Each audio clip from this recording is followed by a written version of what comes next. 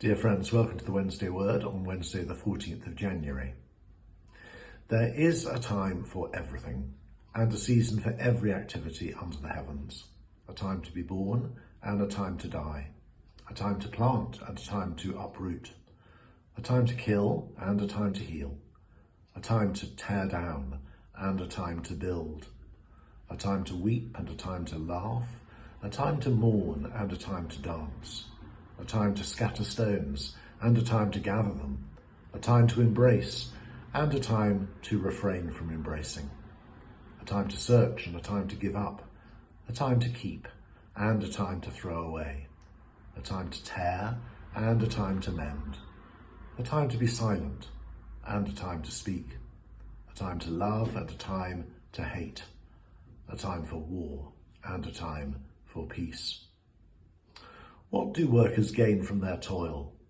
I've seen the burden God has laid on the human race. He has made everything beautiful in its time. He's also set eternity in the human heart, yet no one can fathom what God has done from beginning to end. That is Ecclesiastes chapter 3, verses 1 to 11. Many of us know these beautiful words. They're often read at funerals as a comforting reminder that God is in control of our lives. There's a time to be born and a time to die. Others have seen in this ancient lyric wisdom for navigating life's seasons, knowing when it is appropriate to plant and when to uproot, when to weep and when to laugh. Whilst both of those interpretations have much truth in them, I don't think they quite get to the heart of the poem. In his book, Everything is Never Enough, Bobby Jameson offers another perspective. The teacher who penned Ecclesiastes has woven a tapestry of human actions and emotions into a carefully patterned picture. The pattern itself is the point. Given enough time, every action or experience will meet its opposite.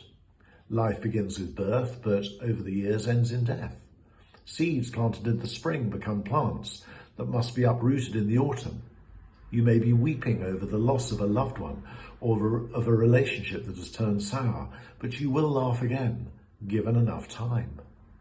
Every action will sometime meet its equal and opposite.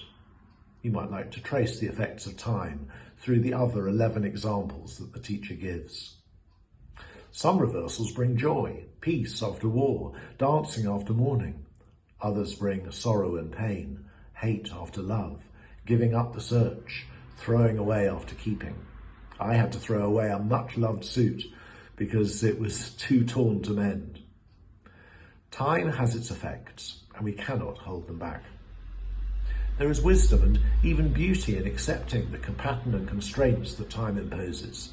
This is how God has made his world. He's made everything beautiful in its time. We will not find lasting joy by clinging too tightly to life's joys and blessings. They will soon be gone. Enjoy them while they last, but don't despair or rail against God when they fade. Likewise, when life feels dark, when killing, tearing down, weeping, mourning and scattering seem endless, remember that it will not be like this forever. The dawn will come.